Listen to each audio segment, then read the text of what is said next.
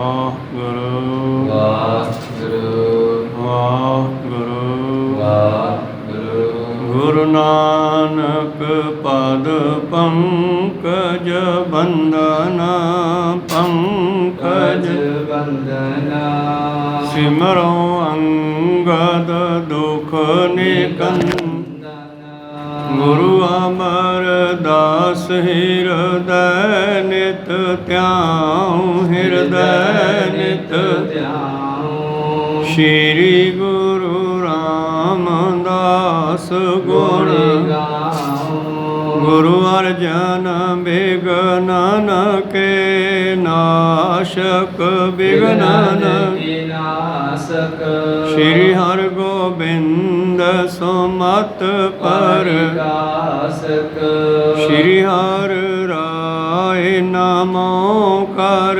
ਜੋਰੀ ਨਮੋ ਕਰ ਜੋਰੀ।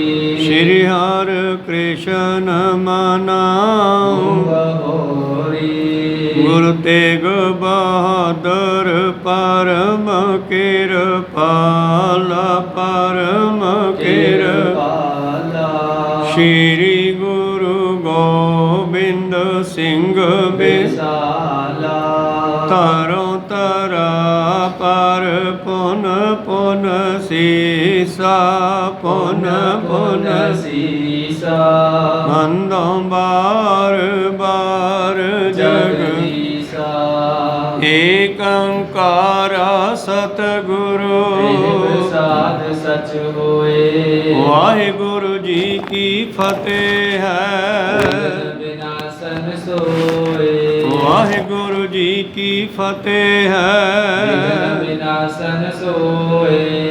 दोहरा प्रथम अवस्था में किरमान, द्वितीय में संचित ही जान, तृतीय अवस्था जब ही पाए प्रारब्ध संज्ञा हो जाए। वाहिगुरु जी का खालसा वाहिगुरु जी की फतेह। आओ गुरु प्यारे गुरु सवारे सत्संगी जनो, ਰੋਜ਼ਾਨਾ ਦੀ ਤਰ੍ਹਾਂ ਪਾਤਸ਼ਾਹ ਜੀ ਕੀ ਅਪਾਰ ਕਿਰਪਾ ਬਖਸ਼ਿਸ਼ ਦਾ ਸਦਕਾ ਪਿਛਲੇ ਪਹਿਰਾਂ ਦੇ ਦੀਵਾਨ ਸਜਾਉਂਦੇ ਹੋਏ ਆਪ ਜੀ ਗੁਰੂ ਚਰਨਾਂ ਵਿਖੇ ਹਾਜ਼ਰੀਆਂ ਲਵਾ ਰਹੇ ਹੋ। ਆਓ ਲੜੀਵਾਰ ਇਤਿਹਾਸ ਦੀ ਕਥਾ ਵਿਚਾਰ ਨਾਲ ਜੁੜਨਾ ਕਰੀਏ ਜੀ। ਪਿਛਲੇ ਦਿਨੀ ਆਪਾਂ ਵਿਚਾਰਾਂ ਸਰਵਣ ਕਰ ਰਹੇ ਸੀ ਭਾਈ ਸਾਹਿਬ ਭਾਈ ਦਇਆ ਸਿੰਘ ਜੀ। ਕਰਮ ਜੋ ਸ਼ਬਦ ਆਇਆ ਦੁਨੀਆ ਵਿੱਚ, ਕਿਰਤ ਕਰਮ ਕੇ ਵਿਛੜੇ ਕਰ ਕਿਰਪਾ ਮੇਲੋ ਰਾਮ। ਇਸ ਕਰਮ ਸ਼ਬਦ ਦੀ ਵਿਆਖਿਆ ਕਰ ਰਹੇ ਸੀ ਕਿ ਕਰਮ ਕੀ ਹੈ, ਕਿਵੇਂ ਕਰਮ ਫਲ ਦਿੰਦਾ ਹੈ ਤੇ ਕਿਵੇਂ ਕਰਮ ਦਾ ਖਾਤਮਾ ਹੋ ਸਕਦਾ। ਆਓ ਇਹਨਾਂ ਵਿਚਾਰਾਂ ਨੂੰ ਅੱਗੇ ਆਰੰਭ ਕਰਕੇ ਸਰਵਣ ਕਰੀਏ। ਉਸ ਤੋਂ ਪਹਿਲਾਂ ਗੁਰੂ ਕਾ ਬਖਸ਼ਿਆ ਫਤਿਹ ਦਾ ਨਾਰਾ ਕਰੀਏ ਬੁਲੰਦ। ਆਪਣੀਆਂ ਤੇ ਦਾਸਾਂ ਦੀਆਂ ਗੁਰੂ ਚਰਨਾਂ ਵਿੱਚ ਲਵਾਈਏ ਹਾਜ਼ਰੀਆਂ। ਗੱਜ ਕੇ ਆਖੋ ਜੀ ਵਾਹਿਗੁਰੂ ਜੀ ਕਾ ਖਾਲਸਾ वाहिगुरु जी की फतेह। दोहरा प्रथम अवस्था में किरमान, द्वितीय में संचित ही जान। ਭਾਈ ਸਾਹਿਬ ਭਾਈ ਦਇਆ ਸਿੰਘ ਜੀ ਦੱਸ ਰਹੇ ਸਨ ਕਿ ਜਿਹੜਾ ਕਰਮ ਹੈ ਪਹਿਲੀ ਅਵਸਥਾ ਵਿੱਚ ਕਿਰਿਆਮਾਨ ਹੁੰਦਾ ਹੈ, ਭਾਵ ਕਿਰਿਆ ਕਰਨੀ। ਜਿਸ ਤਰ੍ਹਾਂ ਅਸੀਂ ਕਿਸੇ ਦੇ ਲੱਪੜ ਮਾਰਿਆ, ਸਾਡੀ ਬਾਂਹ ਨੇ ਕਿਰਿਆ ਕੀਤੀ, ਇਹਨੂੰ ਕਿਰਿਆਮਾਨ ਕਹਿੰਦੇ ਆ। ਕਿਰਿਆ ਕੀਤੀ, ਲੱਪੜ ਵੱਜਿਆ, ਲੱਪੜ ਵੱਜਦਿਆਂ ਹੀ ਉਹ ਕਰਮ ਬਣ ਗਿਆ, ਸੰਚਿਤ ਹੋ ਗਿਆ ਔਰ ਸਾਡੀ ਸੁਰਤ ਦੇ ਭੱਥੇ ਵਿੱਚ ਆ ਗਿਆ। ਹੁਣ ਫਿਰ ਕੀ ਆ, ਉਹਦਾ ਫਲ ਤੁਰੰਤ ਅੱਗੋਂ ਤੁਰਤ ਵੀ ਮਿਲ ਜਾਂਦਾ, ਅਗਲਾ ਵੱਟ ਕੇ ਦੂਜੇ ਪਾਸੇ ਮਾਰੂਗਾ, ਉਹਦਾ ਫਲ ਵਾਪਸ ਆ ਗਿਆ। ਇਸ ਕਰਕੇ ਹਜੇ ਕਿਰਿਆਮਾਨ ਹੈ। ਜੇ ਤੂੰ ਨਹੀਂ ਚਲਾਇਆ ਤੇ ਰੋਕ ਲਿਆ, ਹਜੇ ਤੀਰ ਭੱਥੇ ਚੋਂ ਕੱਢ ਕੇ ਕਮਾਨ ਵਿੱਚ ਪਾਇਆ ਹੀ ਸੀਗਾ, ਪਰ ਜੇ ਤੇਰੇ ਚੰਗੇ ਕਰਮ ਹੈ ਤੂੰ ਵਾਪਸ ਲਾ ਲਿਆ ਉੱਤੋਂ ਨਹੀਂ ਚਲਾਉਣਾ, ਤਾਂ ਉਹ ਕਰਮ ਜਿਹੜਾ ਕਿਰਿਆਮਾਨ ਹੀ ਰਹਿ ਗਿਆ, ਉਹ ਫਲ ਨਹੀਂ ਦੇਊਗਾ। ਫਲ ਉਦੋਂ ਦੇਊਗਾ ਜਦੋਂ ਇਹ ਕਿਰਿਆਮਾਨ ਤੋਂ ਬਦਲ ਕੇ ਤਿਆਰ ਹੋ ਜਾਂਦਾ ਹੈ। ਸੱਚ ਤੋਂ ਜਿਵੇਂ ਕੋਈ ਵੀ ਦਰਖਤ ਬੀਜ ਕਿਰਿਆਮਾਨ ਹੈ, ਬੀਜ ਧਰਤੀ ਵਿੱਚ ਰੱਖ ਦਿੱਤਾ, ਸੰਚਿਤ ਕਰ ਦਿੱਤਾ, ਉਹਨੇ ਉਗਰਨਾ ਸ਼ੁਰੂ ਕੀਤਾ।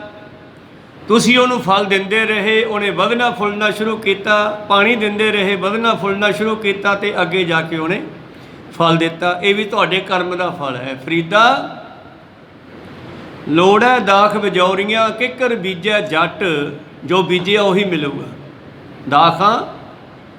ਦਾਖਾਂ ਅੰਗੂਰਾਂ ਤੋਂ ਬਣਨੀਆਂ, ਬਜੌਰ ਦੀਆਂ ਦਾਖਾਂ ਭਾਲਦਾ, ਬਜੌਰ ਦੇ ਅੰਗੂਰ ਖਾਣ ਨੂੰ ਫਿਰਦਾ। ਬੀਜੀ ਕਿੱਕਰ ਤੁੱਕੇ ਦੇ ਬੀਜ ਹੈ, ਤਾਂ ਫਿਰ ਕਿੱਕਰ ਦੀਆਂ ਸੂਲਾਂ ਹੀ ਮਿਲਣੀਆਂ। ਲੋੜ ਹੈ ਦਾਖ ਬਜੌਰੀਆਂ, ਕਿੱਕਰ ਬੀਜੈ ਜੱਟ, ਹੰਢੈ ਉੱਨ ਕਤਾਏ ਦਾ। ਪੈਦਾ ਲੋੜ ਹੈ ਪੱਟ, ਕੱਤੀ ਉੱਨ ਹੈ, ਕੱਤਿਆ ਸੂਤ ਹੈ। ਪਾਉਣ ਨੂੰ ਰੇਸ਼ਮ ਭਾਲਦਾ, ਰੇਸ਼ਮ ਕੇ ਮਿਲ ਜੂਗਾ। ਜੋ ਬੀਜਿਆ ਉਹੀ ਮਿਲੂਗਾ। ਤੋ ਕਰਮ ਦੀਆਂ 3 ਅਵਸਥਾ ਬਣਦੀਆਂ ਹਨ। ਪਹਿਲਾ ਇਹ ਕਿਰਿਆਮਾਨ ਹੁੰਦਾ, ਜਦੋਂ ਕਰਮ ਕਰ ਦਿੰਦੇ ਆ ਫਿਰ ਇਹਦਾ ਨਾਮ ਸੰਚਿਤ ਹੋ ਜਾਂਦਾ ਹੈ ਜੀ। ਤ੍ਰਿਤੀਯ ਅਵਸਥਾ ਜਬ ਹੀ ਪਾਏ, ਪ੍ਰਾਰਬੰਧ ਸੰਗਿਆ ਹੋਇ ਜਾਏ। ਪਰਾਲਬਧ ਹੁੰਦੀ ਹੈ ਵੀ ਇਹਨੂੰ ਇਹ ਮਿਲਣਾ ਹੀ ਸੀਗਾ। ਜਿਹਦੇ ਭਾਗਾਂ ਵਿੱਚ ਜੋ ਪਰਾਲਬਧ ਹੈ, ਪਰਮੇਸ਼ਰ ਨੇ ਭਾਈ ਸਾਹਿਬ ਭਾਈ ਕਵੀ ਹੋਏ ਤੁਲਸੀਦਾਸ ਜੀ, ਉਹ ਲਿਖਦੇ ਨੇ ਪਰਾਲਬਧ ਪਹਿਲੇ ਰਚੀ, ਪਾਛੈ ਰਚਿਓ ਸਰੀਰ। ਸਰੀਰ ਪਰਮੇਸ਼ਰ ਨੇ ਮਗਰੋਂ ਦਿੱਤਾ, ਪਰਾਲਬਧ ਪਹਿਲਾਂ ਦੇ ਦਿੱਤੀ ਇਹਨੂੰ, ਵੀ ਇਹਨੂੰ ਜ਼ਿੰਦਗੀ ਵਿੱਚ ਦੇਣਾ ਕੀ ਆ। ਦੂਜਾ ਅਰਥ ਇਹ ਕਰੀਏ ਵੀ ਪਰਾਲਬਧ ਵੀ ਬੰਦੇ ਨੇ ਆਪ ਹੀ ਬਣਾ ਲਈ, ਫਿਰ ਉਹ ਪਰਾਲਬਧ ਕਿਵੇਂ ਭੋਗਣੀ ਆ। ਉਹੋ ਜਿਹਾ ਸਰੀਰ ਪਰਮੇਸ਼ਰ ਨੇ ਦਿੱਤਾ। ਅੰਤ ਕਾਲ ਜੇ ਲక్ష్ਮੀ ਸਿਮਰੇ, ਐਸੀ ਚਿੰਤਾ ਮੈਂ ਜੇ ਮਰੇ। ਪਰਾਲਬਧ ਬਣਾ ਲਈ, ਹਾਏ ਮੇਰੀ ਮਾਇਆ। ਮਹਾਰਾਜ ਕਹਿੰਦੇ ਫਿਰ ਤੂੰ ਐਂ ਕਰ, ਸੱਪ ਦੀ ਜੂਨ ਵਿੱਚ ਚਲਿਆ ਜਾ, ਮਾਇਆ ਦੇ ਕੋਲ ਬੈਠਾ ਰਹੀ। ਖਾਦੀ ਤਾਂ ਜਾਂਦੀ ਨਹੀਂ, ਉਹਦੇ ਕੋਲ ਬੈਠਾ ਰਹੀ। ਲਗਭਗ ਜਿਹੜੇ ਸੱਪ ਦੀ ਜੂਨ ਹੈ ਨਾ, ਇਹ ਖਜ਼ਾਨਿਆਂ 'ਚ ਬੜਾ ਰਹਿੰਦੀ ਆ। ਹੀਰੇ ਜਵਾਹਰਾਤ ਜਿੱਥੇ ਚਮਕਦਾਰ ਚੀਜ਼ਾਂ ਉੱਥੇ ਰਹਿੰਦੇ ਆ। ਤੁਸੀਂ ਕਿਰਲੀ ਦਾ ਸੁਭਾਅ ਦੇਖਦੇ ਹੋਵੋਗੇ, ਇਹ ਚਮਕਦਾਰ ਚੀਜ਼ ਨੂੰ ਖਾਂਦੀ ਆ। ਕਿਰਲੀ ਸੱਪ ਦੇ ਕੈਟਾਗਰੀ 'ਚ ਹੀ ਆਉਂਦੀ ਆ। ਤੇ ਇੱਕ ਕਹਾਵਤ ਬਣੀ ਹੈ, ਸੱਪ ਦੇ ਮੂੰਹ ਵਿੱਚ ਕਿਰਲੀ ਆ ਗਈ, ਖਾਂਦਾ ਤਾਂ ਕਲੰਕੀ, ਛੱਡਦਾ ਤਾਂ ਕੋਹੜੀ। ਮਤਲਬ ਫੜ ਤਾਂ ਲਈ ਉਸ ਨੇ, ਜੇ ਤਾਂ ਉਹ ਨੱਪੀ ਰੱਖਦਾ ਜਾਂ ਖਾ ਜਾਂਦਾ ਫਿਰ ਤਾਂ ਉਹ ਬਚਿਆ ਰਹਿੰਦਾ ਹੈ। ਤੇ ਕਿਰਲੀ ਉਹ ਆਪਣੇ ਅੰਦਰ ਟਪਾ ਜਾਵੇ ਤੇ ਕਹਿਣਗੇ ਤਾਂ ਕੁੱਲ ਘਾਤੀ ਆ, ਆਪਦੀ ਕੁੱਲ ਦੇ ਜੀਵ ਨੂੰ ਖਾਣ ਲੱਗ ਪਿਆ। ਕਲੰਕੀ, ਕਲੰਕ ਲੱਗਦਾ। ਜੇ ਛੱਡਦਾ ਤੇ ਜਾਂਦੀ ਹੋਈ ਕਿਰਲੀ ਉਹਦੀ ਅੱਖ ਨੂੰ ਪੱਟ ਕੇ ਲਿਜਾਊਗੀ, ਕਿਉਂਕਿ ਚਮਕਦਾਰ ਚੀਜ਼ ਨੂੰ ਖਾਣ ਦੀ ਆਦਤ ਆ ਉਹਦੀ। ਫਿਰ ਉਹ ਜਾਂਦੀ ਜਾਂਦੀ ਕੋਹੜੀ ਕਰ ਜੂ ਉਸ ਨੂੰ। ਇਸ ਕਰਕੇ ਇਹ ਸੱਪ ਦੀ ਜੂਨ ਆ ਜਿਹੜੀ, ਇਹ ਚਮਕਦਾਰ ਚੀਜ਼ਾਂ ਵੱਲ ਬੜੀ ਪ੍ਰਭਾਵਿਤ ਹੁੰਦੀ ਹੈ। ਇਹ ਖਜ਼ਾਨਿਆਂ ਵਿੱਚ ਸੋਨਾ ਚਾਂਦੀ ਹੀਰੇ ਜਵਾਹ ਜਿੱਥੇ ਹੁੰਦੇ ਉੱਥੇ ਬਹੁਤ ਰਹਿੰਦੇ ਹੈ।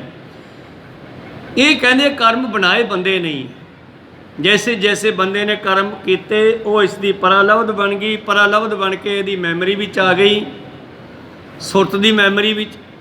ਉੱਥੋਂ ਹੁਣ ਸਮੇਂ ਸਮੇਂ 'ਤੇ ਉਹ ਬੀਜ ਨਿਕਲਦੇ ਆ। ਜਦੋਂ ਕਿਸੇ ਬੀਜ ਦਾ ਸਮਾਂ ਆਉਂਦਾ ਹੈ, ਜਿਵੇਂ ਸਾਉਣੀ ਦੀ ਫਸਲ ਸਾਉਣੀ 'ਚ ਹੁੰਦੀ ਆ, ਹਾੜੀ ਦੀ ਹਾੜੀ 'ਚ ਹੁੰਦੀ ਆ, ਇਸੇ ਤਰ੍ਹਾਂ ਸਾਡੇ ਕੀਤੇ ਹੋਏ ਕਰਮਾਂ ਦਾ ਫਲ ਜਿਵੇਂ ਜਿਵੇਂ ਸਮਾਂ ਬਣਦਾ ਉਗਰਦੇ ਰਹਿੰਦੇ ਆ ਅਤੇ ਸਾਨੂੰ ਫਲ ਦਿੰਦੇ ਰਹਿੰਦੇ ਆ। ਹੁਣ ਜੇ ਤੁਸੀਂ ਚਾਹੁੰਦੇ ਹੋ ਕਿ ਸਾਨੂੰ ਇਹਨਾਂ ਦਾ ਫਲ ਨਾ ਮਿਲੇ, ਫਿਰ ਸਿਮਰਨ ਕਰੋ।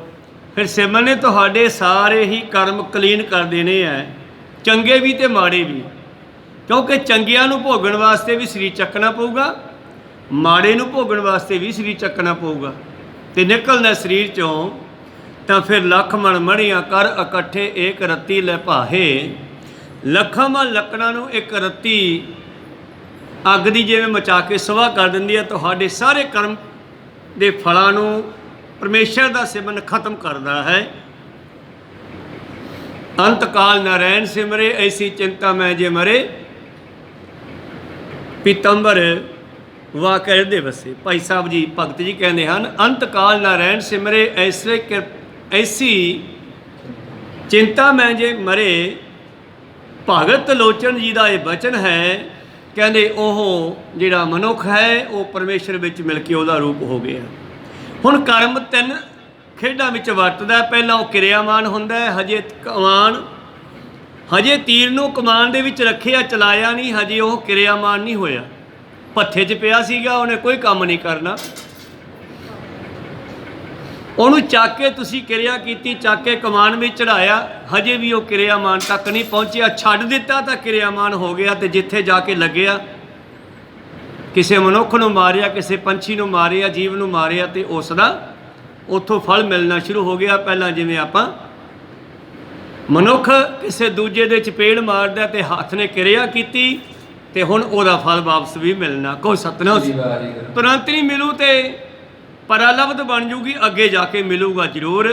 ਤਾਂ ਤੇ ਪੰਜਵੇਂ ਪਾਤਸ਼ਾਹ ਕਹਿੰਦੇ ਕਿਸੇ ਦਾ ਬੁਰਾ ਨਾ ਸੋਚੋ, ਪਰ ਕਾ ਬੁਰਾ ਨਾ ਰਾਖੋ ਚੇਤ, ਤੁਮ ਕੋ ਦੁੱਖ ਨਹੀਂ।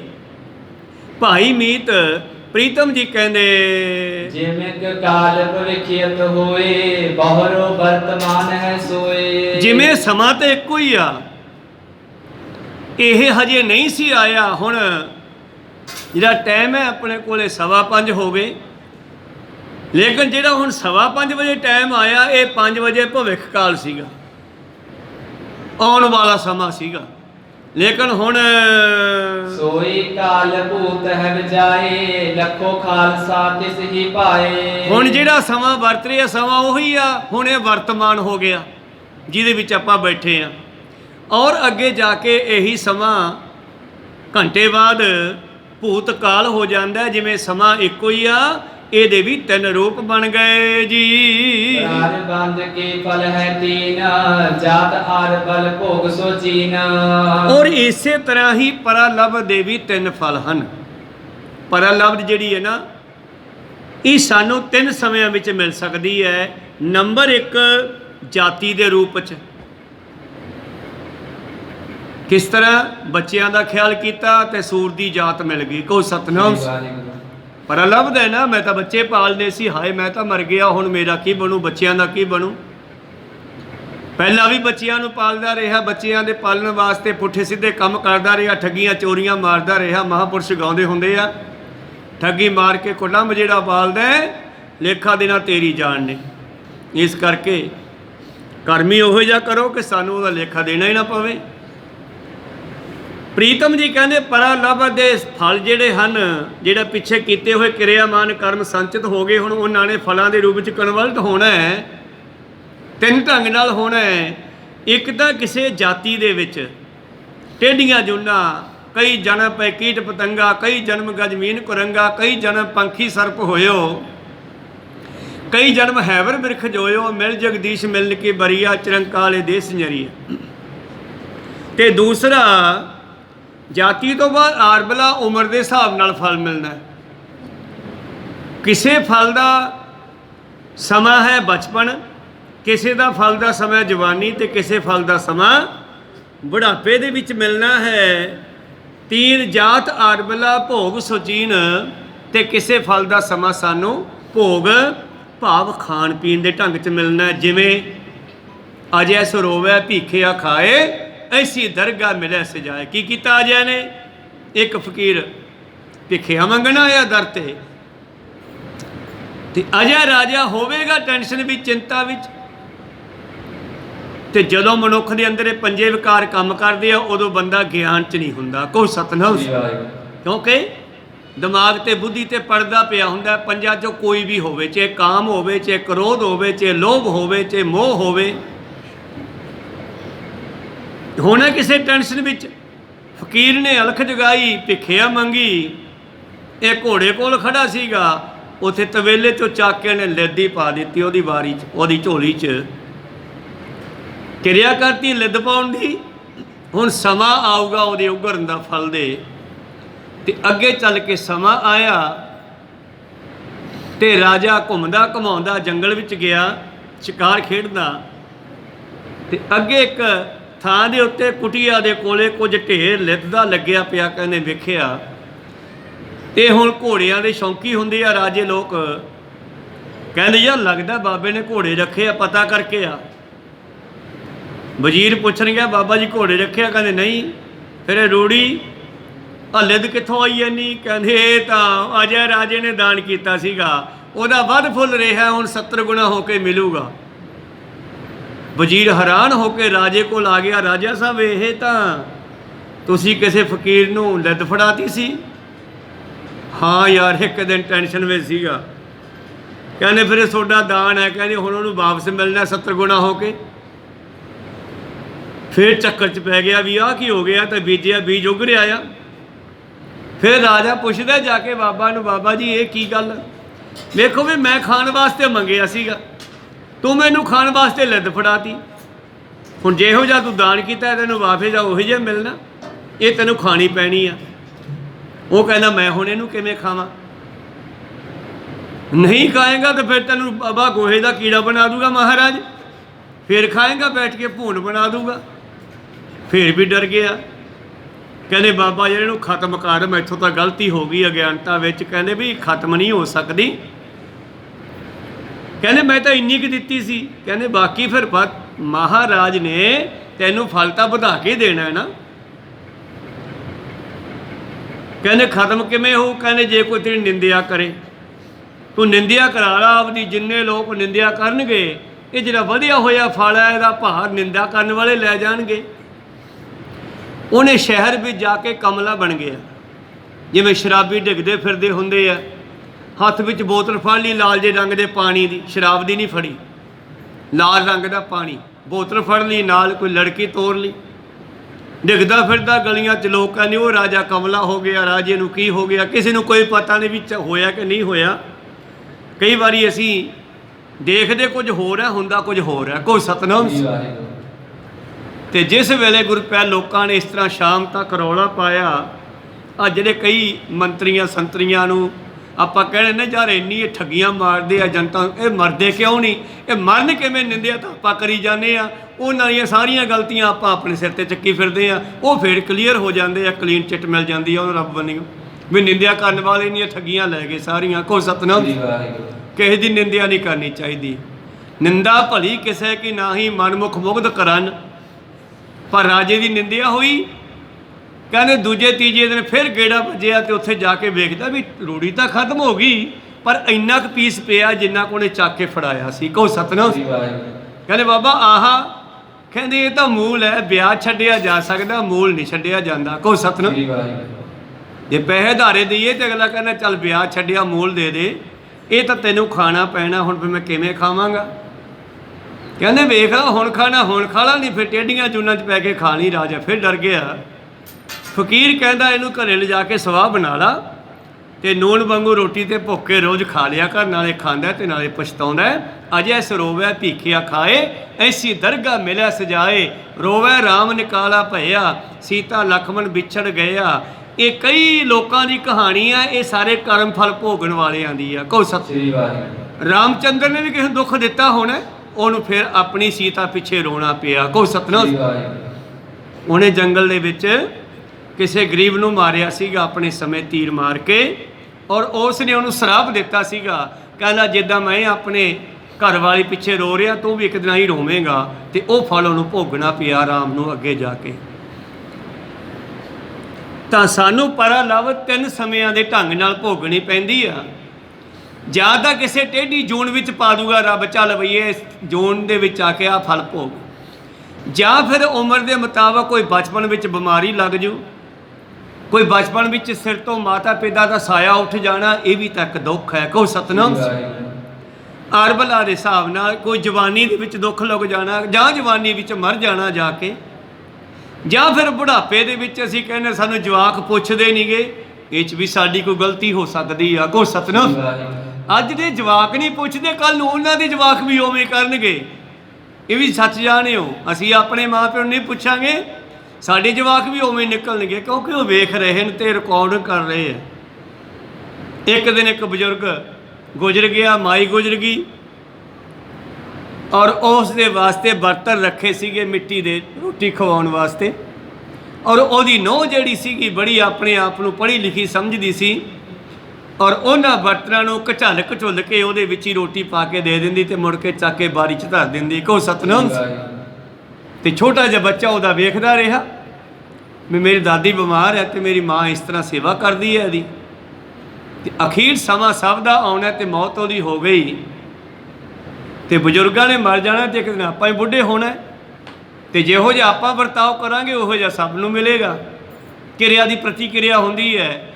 ਗੇਂਦ ਨੂੰ ਕੰਧ ਨਾਲ ਜਿੰਨੇ ਜ਼ੋਰ ਨਾਲ ਮਾਰੋਗੇ ਓਨੇ ਜ਼ੋਰ ਨਾਲ ਵਾਪਸ ਆਊਗੀ। ਕਹੋ ਸਤਨਾਮ। ਮਾਈ ਗੁਜ਼ਰ ਗਈ ਤੇ ਉਹ ਬੀਬੀ ਕਹਿਣ ਲੱਗੀ ਸੰਸਕਾਰ ਤੋਂ ਬਾਅਦ, ਪੋਤੇ ਭਾਂਡੇ ਕਿਵੇਂ ਸਾਂਭੀ ਜਾਣਾ? ਉਹ ਬੱਚਾ ਚੱਕ ਕੇ ਅਲਮਾਰੀ 'ਚ ਰੱਖਣ ਲੱਗ ਗਿਆ ਭਾਂਡਿਆਂ ਨੂੰ, ਇਹ ਸਿੱਟਿਆ ਬਾਹਰ। ਕਹਿੰਦੀ ਕਿਉਂ, ਹੁਣ ਕੀ ਕਰਨਾ? ਦਾਦੀ ਤਾਂ ਮਰ ਗਈ। ਕਹਿੰਦੀ ਮਾਤਾ ਤੂੰ ਵੀ ਬੁੱਢੀ ਹੋਏਂਗੀ। ਬੱਚਾ ਕਹਿੰਦਾ ਤੈਨੂੰ ਵੀ ਇਸੇ 'ਚ ਪਾ ਦਿਆ ਕਰਾਂਗੇ। ਕਹੋ ਸਤਨਾਮ। ਹੁਣ ਬੱਚੇ ਨੂੰ ਕੀ ਪਤਾ ਵੀ ਇਸੇ ਵਿੱਚ ਹੀ ਕਿਉਂ ਪਾਉਂਦੀ ਆ, ਲੇਕਿਨ ਬੱਚਾ ਕਹਿੰਦਾ ਕੋਈ ਨਹੀਂ, ਇਹ ਭਾਂਡੇ ਸਾਂਭ ਕੇ ਰੱਖਦੇ ਆ, ਕੱਲ ਨੂੰ ਤੈਨੂੰ ਵੀ ਇਸੇ 'ਚ ਹੀ ਦੇ ਦਿਆ ਕਰਾਂਗੇ। ਇਸ ਕਰਕੇ ਉਹ ਕੰਮ ਕਰੋ ਜਿਹੜਾ ਸਾਨੂੰ ਚੰਗਾ ਲੱਗਦਾ ਆਪਦੇ ਵਾਸਤੇ, ਕਿਉਂਕਿ ਕੱਲ ਨੂੰ ਉਹ ਸਾਡੇ ਨਾਲ ਵੀ ਵਰਤ ਸਕਦਾ ਹੈ। ਜਿਸ ਤਰ੍ਹਾਂ ਸਿਕੰਦਰ ਤੇ ਪੋਰਸ ਦੀ ਲੜਾਈ ਹੋਈ ਤੇ ਪੋਰਸ ਨੂੰ ਸਿਕੰਦਰ ਨੇ ਬੰਨ੍ਹ ਲਿਆ ਤੇ ਪੋਰਸ ਨੂੰ ਪੁੱਛਦਾ ਹੈ ਦੱਸ ਤੇਰੇ ਨਾਲ ਕੀ ਸਲੂਕ ਕੀਤਾ ਜਾਵੇ? ਉਹ ਕਹਿੰਦਾ ਜਿਹੋ ਜਿਹਾ ਤੂੰ ਆਪਦੇ ਵਾਸਤੇ ਚਾਹੁੰਦਾ, ਅੱਜ ਤੇਰਾ ਸਮਾਂ ਸੀ ਮੈਨੂੰ ਮੰਨ ਲਿਆ, ਕੱਲ ਨੂੰ ਮੇਰਾ ਸਮਾਂ ਤੇਰੇ ਮਰਨ ਵਾਸਤੇ ਵੀ ਆ ਸਕਦਾ। ਕਹੋ ਸਤਨਾਮ। ਇਸ ਕਰਕੇ ਇਹ ਜਿਹੜਾ ਕਰਮ ਹੈ ਇਹ ਸਾਨੂੰ 3 ਸਮਿਆਂ ਵਿੱਚ ਮਿਲ ਸਕਦਾ ਹੈ। ਕਿਸੇ ਟੇਢੀ ਜੂਨ ਵੀ ਜਾਣ ਦਾ ਕਰਮ, ਜਾਂ ਕਿਸੇ ਉਮਰ ਦੇ ਪੜਾਅ 'ਤੇ ਜਾ ਕੇ, ਜਾਂ ਫਿਰ ਖਾਣ ਪੀਣ ਭੋਗਾਂ ਦੇ ਵਿੱਚ।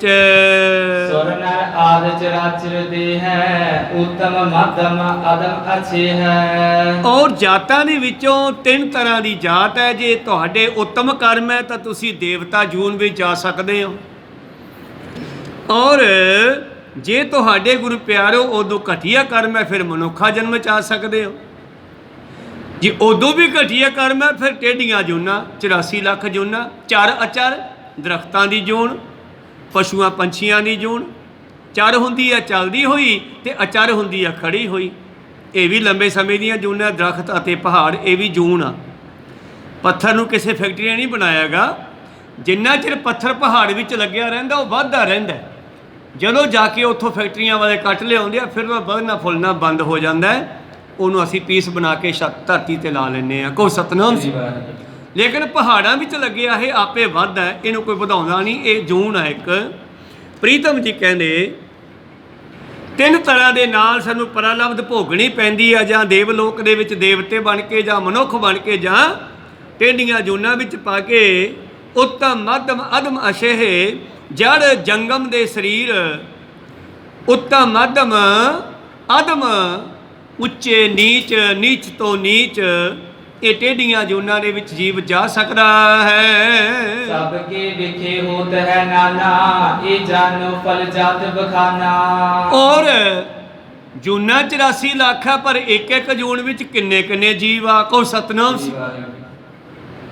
ਇੱਕ ਦਿਨ ਮੁਹੰਮਦ ਸਾਹਿਬ ਜਾ ਰਹੇ ਆ ਜਿੱਥੋਂ ਸ਼ਾਇਦ ਉਹਨਾਂ ਨੂੰ ਗਿਆਨ ਹੋਇਆ ਸੀਗਾ, ਆਪਣੇ ਸਾਥੀ ਨਾਲ ਜਾ ਰਹੇ ਆ। ਉਹਨਾਂ ਦੇ ਨਾਲ ਉਹਨਾਂ ਦੇ ਜਿਵੇਂ ਗੁਰਸਲ 5 ਪਿਆਰੇ ਹੁੰਦੇ ਆ ਨਾ, ਇਹਨਾਂ ਦੇ ਨਾਲ 4 ਪੀਰ ਹੁੰਦੇ ਆ ਮੁਸਲਮਾਨੀ ਮਹਾਂਪੁਰਸ਼ਾਂ ਦੇ ਨਾਲ।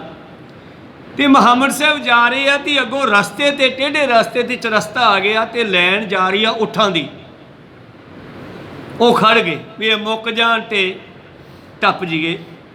ਉਹ ਨਾ ਉਹ ਲੈਣ ਮੁੱਕੇ ਤੇ ਨਾ ਹੀ ਟੱਪੇ ਤੇ ਖੜੇ ਰਹੇ। ਊਠ ਤੁਰੇ ਜਾ ਰਹੇ ਆ। ਮਹਾਰਾ ਦੂਜੇ ਊਠ ਦੇ ਨਾਲ ਬੰਨੀ ਹੋਈ ਆ, ਮੂਹਰਲੇ ਦੀ ਮਹਾਰ ਅੱਗੇ ਬੰਨੀ ਆ, ਪਿਛਲੇ ਦੀ ਮੂਹਰਲੇ ਨਾਲ ਬੰਨੀ ਆ, ਐ ਲੈਣ ਜਾ ਰਹੀ ਹੈ।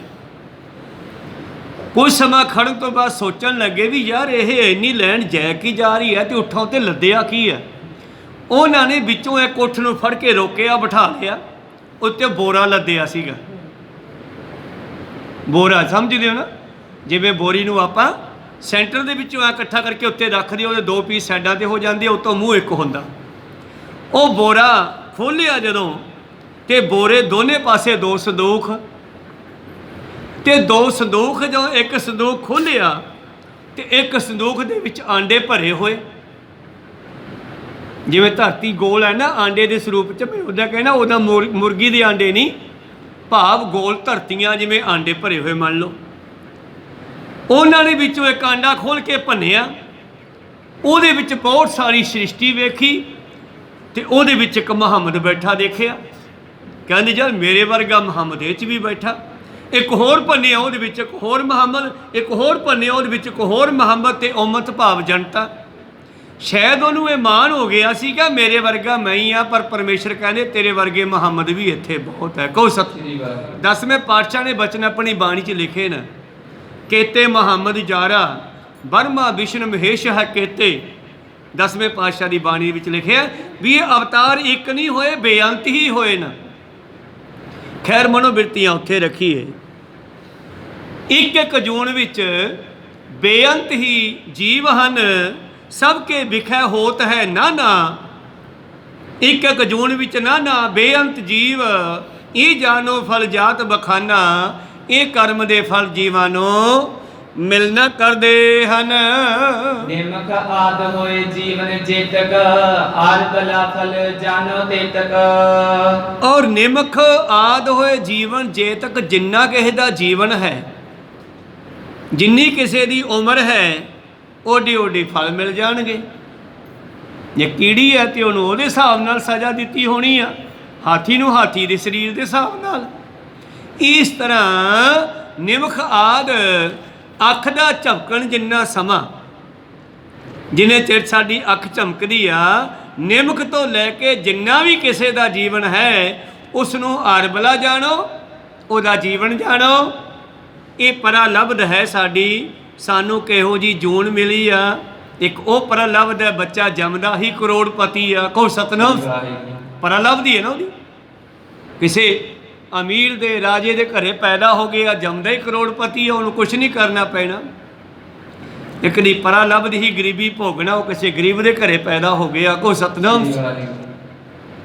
ਇਸ ਕਰਕੇ ਇਹਨੂੰ ਪਰਾ ਲਬਧ ਦਾ ਫਲ ਸਮਝੋ ਜੀ। ਦੁਖ ਸੁਖ ਕੋ ਜੋ ਅਨੁਭਵ ਰੂਪ, ਬ੍ਰਿੰਦ ਕੀ ਦੁਲਗ ਕਰਨ ਅਨੂਪ। ਹੁਣ ਭੋਗ ਦਾ ਵਰਣਨ ਕਰਦੇ ਆ। ਭੋਗਣਾ, ਮੈਂ ਪਹਿਲਾਂ ਭੋਗਣ ਦੀ ਗੱਲ ਕੀਤੀ ਕੇਵਲ ਖਾਣ ਪੀਣ ਦੀ। ਆਪਾਂ ਦੁੱਖ ਤੇ ਸੁੱਖ ਵੀ ਭੋਗਦੇ ਆ। ਖਾਣ ਪੀਣ ਵਿੱਚ ਸਵਾਦ ਭੋਗਦੇ ਆ। ਕੋਈ ਸਵਾਦਲੀ ਚੀਜ਼ ਖਾਧੀ ਹੈ ਤੇ ਸਵਾਦ ਲੱਗੀ, ਉਹਨੂੰ ਸੁੱਖ ਫੀਲ ਕਰਦੇ ਆ, ਦੁੱਖ ਫੀਲ ਕਰਦੇ ਆ। ਇਹ ਦੁੱਖ ਤੇ ਸੁੱਖ ਨੂੰ ਅਨੁਭਵ ਕਰਨਾ, ਬਿਰਧ ਕਿਦੋਂ ਲਘੂ, ਬੁਢਾਪਾ ਜਾਂ ਬਚਪਨ ਦੇ ਵਿੱਚ, ਕਿਸੇ ਵੀ ਉਮਰ ਦੇ ਵਿੱਚ। ਇਸ ਕੋ ਨਾਮ ਭੋਗ ਬੁੱਧ ਕਹੈ, 14 ਲੋਕ ਵਿਖੇ ਜਨ ਲਹੈ। ਇਸ ਨੂੰ ਲੋਕ, ਬੁੱਧੀਮਾਨ ਲੋਕ ਭੋਗਣਾ ਕਹਿੰਦੇ ਐ। ਭੋਗ ਮਨਾ ਚਿਤ ਲਾ ਕੇ ਕੀਤੀਆਂ ਕਰਮ ਦੀਆਂ। ਕਹੋ ਸਤਨਾਮ। ਭੋਗਣੀਆਂ ਤਾਂ ਪੈਣੀਆਂ, ਚਾਹੇ ਰੋ ਕੇ ਭੋਗੀਏ ਤੇ ਚਾਹੇ ਹੱਸ ਕੇ ਭੋਗੀਏ। ਬ੍ਰਹਮ ਗਿਆਨੀ ਖੁਸ਼ ਹੋ ਕੇ ਭੋਗ ਲੈਂਦੇ ਆ, ਕੋਈ ਗੱਲ ਨਹੀਂ, ਕੀਤੀ ਹੋਣੀ ਆ ਕਦੇ। ਕਹੋ ਸਤਨਾਮ। ਅਗਿਆਨੀ ਰੋ ਕੇ ਭੋਗ ਲੈਂਦੇ ਆ। ਇਸ ਕਰਕੇ ਪ੍ਰੀਤਮ ਜੀ ਕਹਿੰਦੇ ਇਸ ਦਾ ਨਾਮ ਹੈ ਭੋਗ। 14 ਲੋਕਾਂ ਦੇ ਵਿੱਚ ਇਹ ਦੁਨੀਆ ਇਹਨੂੰ ਭੋਗਣਾ ਕਰਦੀ ਹੈ, ਜਾਣਦੇ ਹਨ।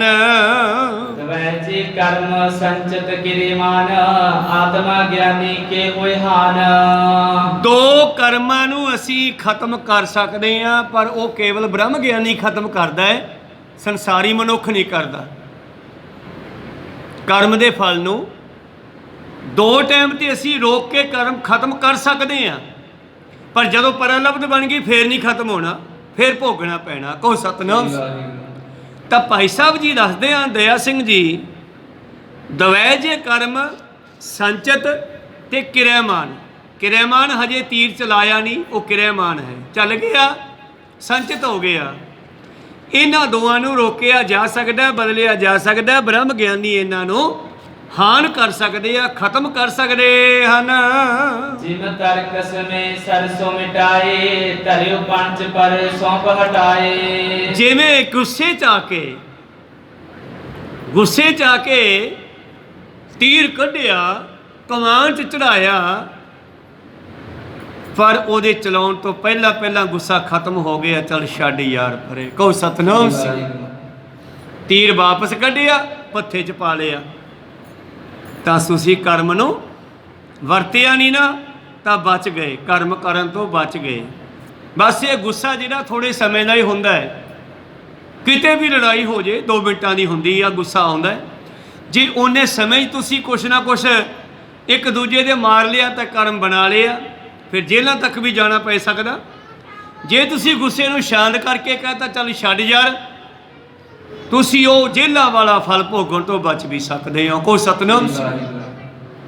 ਸੰਚਤ ਅਤੇ ਕਿਰਿਆਮਾਨ ਨੂੰ ਬ੍ਰਹਮ ਗਿਆਨੀ ਰੋਕ ਲੈਂਦੇ ਆ। ਜਿਵੇਂ ਆਪਾਂ ਮਹਾਤਮਾ ਬੁੱਧ ਜੀ ਦੀ ਗੱਲ ਕੀਤੀ ਸੀ, ਬਈ ਉਹਨਾਂ ਨੂੰ ਬਹੁਤ ਸਾਰੇ ਲੋਕ ਆ ਕੇ ਪਿੰਡ ਵਾਲੇ, ਕਿਉਂਕਿ ਜਿਵੇਂ ਖਡੂਰ ਸਾਹਿਬ ਦੇ ਵਿੱਚ ਜਿੱਥੇ ਗੁਰੂ ਅੰਗਦ ਦੇਵ ਜੀ ਨੂੰ ਪਿੰਡ ਵਾਲੇ ਮੰਨਦੇ ਸੀ, ਉੱਥੇ ਕੁਝ ਲੋਕ ਇਹਨਾਂ ਦੇ ਐਂਟੀ ਵੀ ਸੀਗੇ।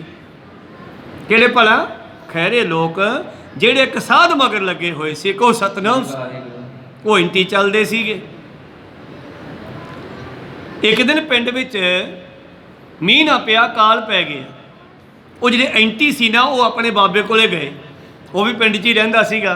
ਉਹਨੂੰ ਗੁੱਸਾ ਇਹ ਸੀਗਾ ਵੀ ਚੰਗੀ ਭਲੀ ਮੇਰੀ ਸਾਰਾ ਪਿੰਡ ਗੱਲ ਮੰਨਦਾ ਸੀਗਾ, ਇਹ ਬਾਬੇ ਨਾਨਕ ਦਾ ਚੇਲਾ ਕਿੱਥੋਂ ਇੱਥੇ ਆ ਕੇ ਬਹਿ ਗਿਆ। ਅੱਧਾ ਪਿੰਡ ਉਹਦੇ ਕੋਲੇ ਜਾਣ ਲੱਗ ਪਿਆ। ਕੋ ਸਤਨਾਮ। ਇਸ ਕਰਕੇ ਉਹ ਲੱਗਦਾ ਸੀਗਾ। ਪਿੰਡ ਵਾਲੇ ਗਏ, ਕਹਿੰਦੇ ਮਹਾਰਾਜ ਆਪਣੇ ਮੀਂਹ ਨਹੀਂ ਪੈ ਰਿਹਾ, ਕਿਰਪਾ ਕਰੋ ਮੀਂਹ ਪੈ ਜੇ।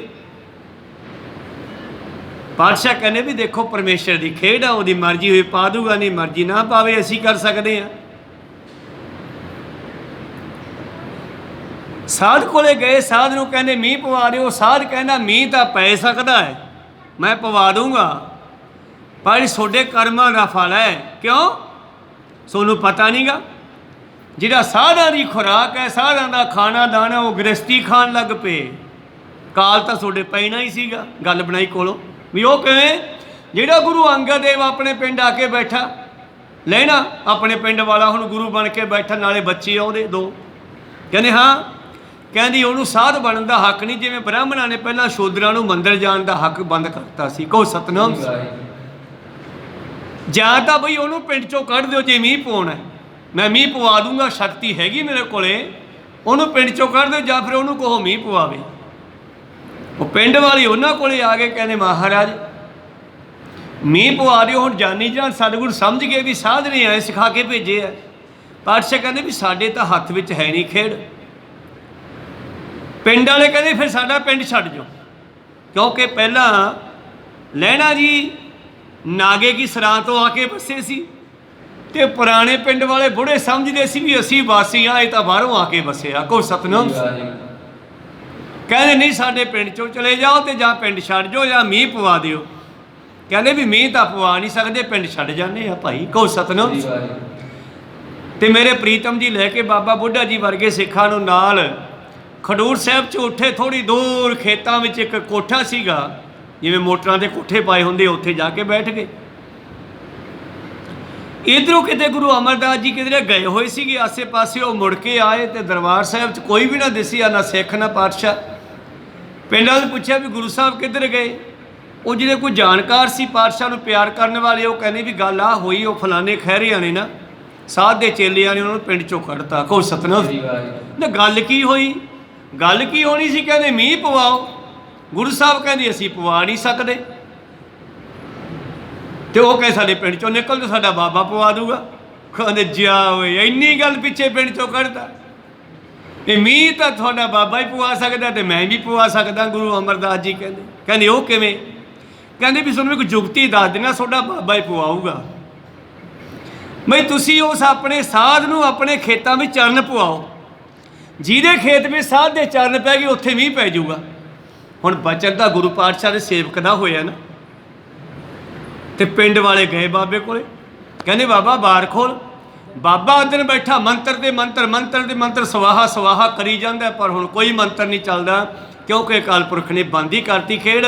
ਹੁਣ ਬਾਬੇ ਨਾਨਕ ਦਾ ਮੰਤਰ ਚੱਲਣਾ ਸੀਗਾ, ਲੋਕਾਂ ਨੂੰ ਸਿੱਧੇ ਰਸਤੇ ਪਾਉਣਾ ਸੀਗਾ।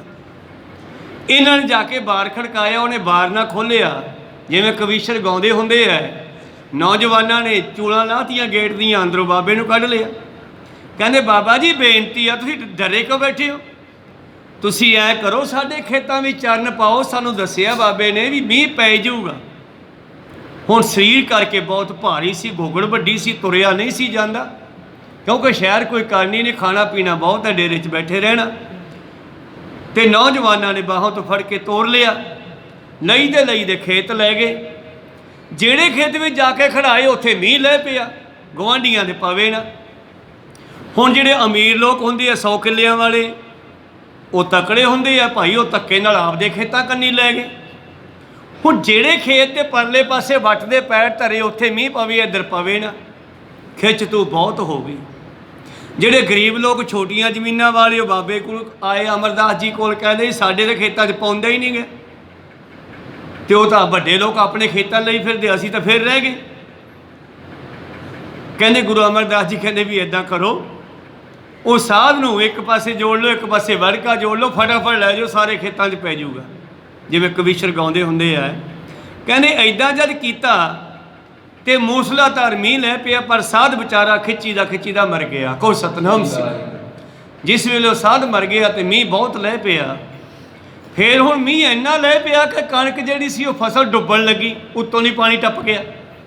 ਫਿਰ ਭੱਜੇ, ਕਹਿੰਦੇ ਬਾਪੂ ਜੀ ਬੰਦ ਕਰਾਓ ਇਹਨੂੰ, ਇਹ ਤਾਂ ਫਸਲ ਡੁੱਬ ਗਈ ਹੁਣ। ਉਹ ਕਹਿੰਦੀ ਇਹ ਤਾਂ ਬੰਦ ਹੋਊਗਾ, ਸਾਧ ਦਾ ਸਰੀਰ ਨੱਪ ਦਿਓ ਪਹਿਲਾਂ ਧਰਤੀ 'ਚ। ਕਹੋ ਸਤਨਾਮ। ਸਰੀਰ ਦਾ ਸਰੀਰ ਨੱਪਿਆ ਸਾਧ ਦਾ, ਮੀਂਹ ਬੰਦ ਹੋ ਗਿਆ। ਫਿਰ ਗੁਰੂ ਅਮਰਦਾਸ ਜੀ ਉਹਨਾਂ ਖਹਿਰਿਆਂ ਨੂੰ, ਜਿਨ੍ਹਾਂ ਨੇ ਇਹ ਗਲਤੀ ਕੀਤੀ ਸੀਗੀ, ਉਹਨਾਂ ਨੂੰ ਨਾਲ ਲੈ ਕੇ ਗੁਰੂ ਅੰਗਦ ਦੇਵ ਜੀ ਨੂੰ ਲੈਣ ਵਾਸਤੇ ਗਏ। ਗੁਰੂ ਅੰਗਦ ਦੇਵ ਜੀ ਨਹੀਂ ਚਾਹੁੰਦੇ ਸੀ ਕਰਾਮਾਤੀ ਸ਼ਕਤੀ ਨੂੰ ਵਿਖਾਇਆ ਜਾਵੇ, ਅਧਿਆਤਮਿਕ ਸ਼ਕਤੀ ਦਾ ਪ੍ਰਦਰਸ਼ਨ ਕੀਤਾ ਜਾਵੇ, ਇਹ ਗੁਰੂ ਸਾਹਿਬ ਨਹੀਂ ਚਾਹੁੰਦੇ। ਜਦੋਂ ਅਮਰਦਾਸ ਜੀ ਨੇ ਜਾ ਕੇ ਸਾਹਮਣੇ ਉਹ ਮੱਥਾ ਟੇਕਿਆ, ਨਮਸਕਾਰ ਕੀਤੀ, ਤੇ ਗੁਰੂ ਅੰਗਦ ਦੇਵ ਜੀ ਨੇ ਘੁੰਮ ਕੇ ਮੂੰਹ ਦੂਜੇ ਪਾਸੇ ਕਰ ਲਿਆ। ਉਹਨਾਂ ਨੇ ਘੁੰਮ ਕੇ ਦੂਜੇ ਪਾਸੇ ਮੂੰਹ ਕੀਤਾ, ਫਿਰ ਮੱਥਾ ਟੇਕਿਆ, ਪਾਤਸ਼ਾਹ ਨੇ ਤੀਜੇ ਪਾਸੇ ਮੂੰਹ ਕਰ ਲਿਆ।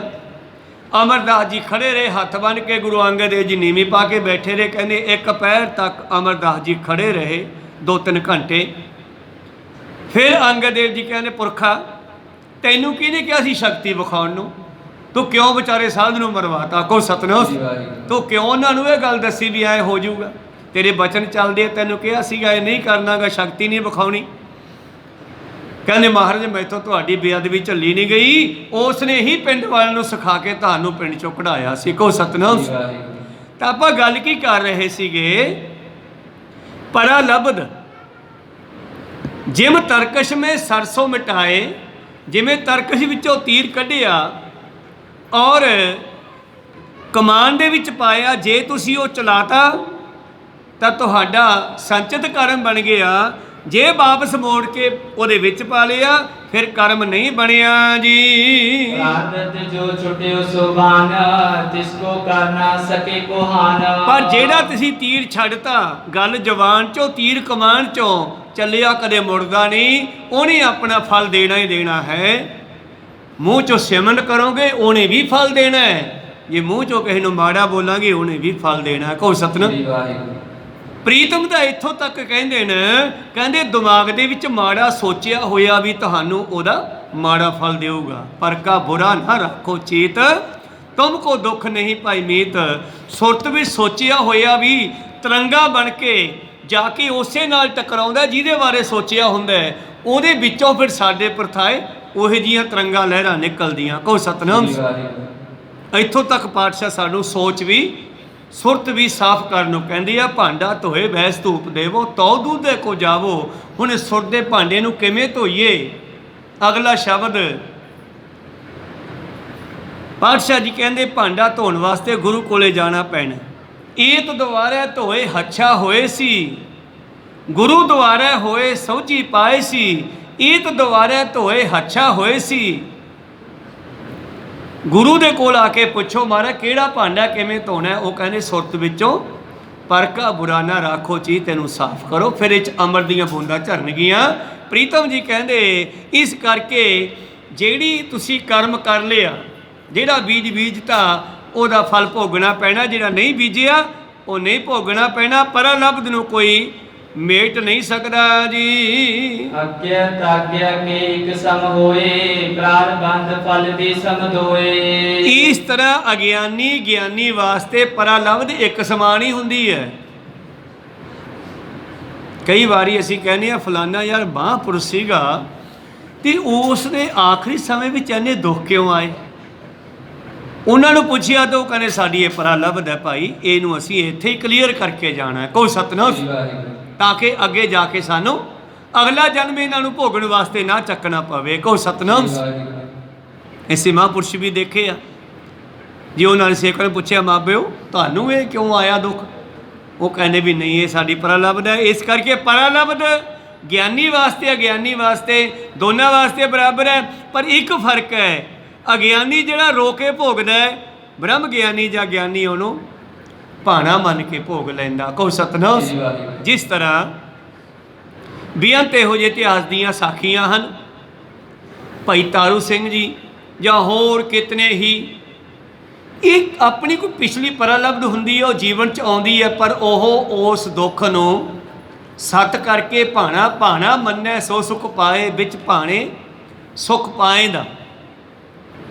ਇਸੇ ਤਰ੍ਹਾਂ ਹੀ ਅੱਜ ਦਾ ਇੱਕ ਸ਼ਬਦ ਸਵੇਰ ਦੀ ਕਥਾ ਦਾ ਸੀਗਾ, ਸਤਿਗੁਰੂ ਤੀਜੇ ਪਾਤਸ਼ਾਹ ਜੀ ਦਾ ਹੀ, ਕਿ ਸਤਿਗੁਰ ਦਾ ਭਾਣਾ ਜੋ ਮੰਨਦਾ ਹੈ ਉਸ 'ਤੇ ਪਰਮੇਸ਼ਰ ਖੁਸ਼ ਹੁੰਦਾ ਹੈ, ਅਤੇ ਪਰਮੇਸ਼ਰ ਖੁਸ਼ੀ 'ਚ ਆ ਕੇ ਉਸ 'ਤੇ ਕਿਰਪਾ ਕਰਦਾ, ਕਰਮ ਕਰਦਾ ਹੈ। ਕਰਮ ਦੇ ਦੋ ਅਰਥ ਹੋ ਗਏ ਇੱਥੇ ਆ ਕੇ। ਇੱਕ ਕਰਮ ਦਾ ਮਤਲਬ ਹੈ ਬਖਸ਼ਿਸ਼, ਇੱਕ ਕਰਮ ਦਾ ਮਤਲਬ ਹੈ ਕੰਮ।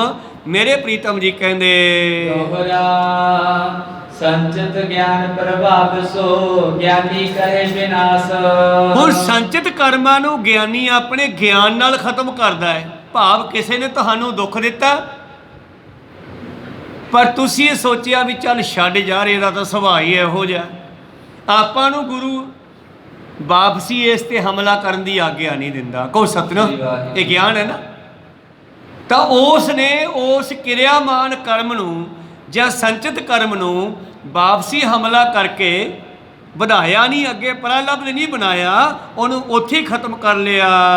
ਜਿਵੇਂ ਅਨਾਜ ਮੰਦਰ ਸਹਿਤ ਦਾਹੀ ਅਗਨ ਪ੍ਰਕਾਸ਼। ਜਿਵੇਂ ਅਨਾਜ ਹੈ, ਜਿਹੜਾ ਅਨਾਜ ਤੁਹਾਡੀ ਬੁਖਾਰੀ 'ਚ ਪਿਆ, ਘਰ 'ਚ ਪਿਆ, ਉਹ ਓਨਾ ਚਿਰ ਨਹੀਂ ਉਗੜ ਸਕਦਾ ਜਿੰਨਾ ਚਿਰ ਜ਼ਿਮੀਂਦਾਰ ਕਿਰਿਆਮਾਨ ਕਰਮ ਕਰਕੇ ਉਹਨੂੰ ਧਰਤੀ ਵਿੱਚ ਲਿਜਾ ਕੇ ਰੱਖਦਾ ਨਹੀਂ। ਕਹੋ ਸਤਿਨਾਮ।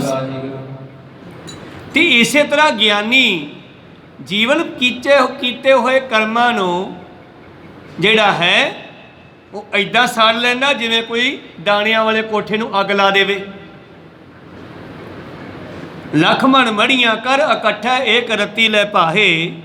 ਇਸੇ ਤਰ੍ਹਾਂ ਹੀ ਉਹ ਕਰਮ ਸੜ ਕੇ ਸਵਾਹ ਹੋ ਜਾਂਦੇ ਹਨ। ਅੰਦਰ ਸਹਿਤ ਅਨਾਜ ਕੇ ਜਪਾ ਚਰ ਕੇ ਛਾਰ। ਜਦੋਂ ਉਹ ਅਨਾਜ ਮੱਚ ਕੇ ਸਵਾਹ ਹੋ ਜਾਂਦਾ ਹੈ, ਬੁਖਾਰੀ ਸਮੇਤ ਜਾਂ ਘਰ ਸਮੇਤ, ਅੰਕੁਰ ਕੋ ਨਾ ਸਮਰੱਥ ਪੁਨ ਜਾਨੋ ਤਿਸੀ ਪ੍ਰਕਾਰ। ਭੁੱਜੇ ਹੋਏ ਦਾਣੇ ਕਦੇ ਉਗਰਦੇ ਆ, ਭਾਵ ਉਹਨਾਂ ਦੇ ਕੋਈ ਅੰਕਰ ਨਹੀਂ ਫੁੱਟਦਾ। ਇਸੇ ਤਰ੍ਹਾਂ ਉਹ ਕਰਮ ਕੋਈ ਫਲ ਨਹੀਂ ਦੇ ਸਕਦਾ ਜਿਹਨੂੰ ਅਸੀਂ ਗਿਆਨ ਦੇ ਨਾਲ ਖਤਮ ਕਰ ਲਿਆ। ਇਸੇ ਵਾਸਤੇ ਗਿਆਨ ਦੀ ਲੋੜ ਹੈ। ਵਿਚਾਰਾ ਇੱਥੇ ਰੋਕਦੇ ਹਾਂ, ਸਮਾਂ ਅੱਗੇ ਜਾ ਰਿਹਾ। ਸਮਾਂ ਆਪਣਾ 5 ਤੋਂ ਪੌਣੇ 5 ਦਾ ਹੈ। ਰਹਿੰਦੀ ਵਿਚਾਰ 5 ਤੋਂ ਪੌਣੇ 6 ਦਾ ਹੈ। ਸੋ ਸਹੀ 5 ਵਜੇ ਪਹੁੰਚ ਕੇ ਹਾਜ਼ਰੀਆਂ ਭਰਨੀਆਂ। ਕੱਲ੍ਹ ਨੂੰ ਵੀ ਬਹੁਤ ਬਹੁਤ ਧੰਨਵਾਦ। ਬੜੇ ਪਿਆਰ ਦੇ ਨਾਲ ਆਪ ਜੀ ਇਹ ਵਿਚਾਰਾਂ ਸੁਣ ਰਹੇ ਹੋ। ਇਹ ਵਿਚਾਰਾਂ ਆਪਣੇ ਜੀਵਨ ਦੇ ਵਿੱਚ ਕੰਮ ਆਉਣ ਵਾਲੀਆਂ, ਇਹਨਾਂ ਨੂੰ ਜੀਵਨ ਵਿੱਚ ਧਾਰਨ ਕਰੀਏ। ਸੁਣਿਆ ਮੰਨਿਆ ਮਨ ਕੀਤਾ ਭਾਉ ਅੰਤਰਗਤ ਤੀਰਥਮਲ ਨਾਓ। ਇਸ ਕਰਕੇ ਗਿਆਨੀ ਜਿਹੜਾ ਹੈ ਉਹ ਆਪਣੇ ਦੁੱਖਾਂ ਵਿੱਚ ਤੇ ਆਉਣ ਵਾਲੇ ਸਮੇਂ ਨੂੰ ਸਮੇਂ ਤੇ ਪਹਿਲਾਂ ਸਮਾਪਤ ਕਰ ਸਕਦਾ ਹੈ, ਪਰ ਜੇ ਉਸ ਨੇ ਉਹ ਕਰਮ ਹਜੇ ਪ੍ਰਲਬਧ ਨਾ ਬਣਾਏ ਹੋਣ ਤੇ ਜਿਹੜੇ ਕਿਰਿਆਮਾਨ ਪਿੱਛੋਂ ਆ ਰਹੇ ਆ ਉਹ ਵੀ ਸਿਮਰਨ ਦੇ ਨਾਲ ਕੱਟੇ ਜਾ ਸਕਦੇ ਆ। ਗੁਰੂ ਕਿਰਪਾ। ਕੱਲ੍ਹ ਰਹਿੰਦੀ ਵਿਚਾਰ ਕੱਲ੍ਹ ਦੇ ਦੀਵਾਨਾਂ ਵਿੱਚ ਸਰਵਣ ਕਰਾਂਗੇ। ਬੋਲਦਿਆਂ ਅਨੇਕ ਅੱਖਰ ਬਾਅਦ ਘੱਟ ਹੋ ਜਾਂਦੇ। ਸਿੱਖ ਸੰਗਤਾਂ ਦੇ ਸਤਿਗੁਰੂ ਬਖਸ਼ਣ ਜੋਗ ਹੈ, ਬਖਸ਼ ਲੈਣਾ ਜੀ। ਸਮਾਪਤੀ ਕਰੀਏ। हे अच्युत हे पार ब्रह्म अविनाशी अविनाश। हे पूरन हे सर्वमय गुणतास। हे संगी हे निरंकार हे निर्गुण सब टेक। हे गोविंद हे गुण निधान सदा विवेक। हे अपरंपर हर हरे हो बनहार। हे संत है कै सदा संग आधार। हे ठाकुर हौं दासरो निर्गुण गुण नहीं कोई। नानक दीजै नाम दान आए प्रभ शरणागति। नित दयाल एक अखर हर मन बसत एक ओंकार सतगुरु प्रसाद सच होए। वाहिगुरु जी की फतेह है। विनाश ਵਿਨਾਸ਼ਨ ਸੋਏ। ਵਾਹਿਗੁਰੂ ਜੀ ਕੀ ਫਤਿਹ ਹੈ। ਵਿਨਾਸ਼ਨ ਸੋਏ। ਵਾਹਿਗੁਰੂ ਜੀ ਕਾ ਖਾਲਸਾ, ਵਾਹਿਗੁਰੂ ਜੀ ਕੀ ਫਤਿਹ। ਬਹੁਤ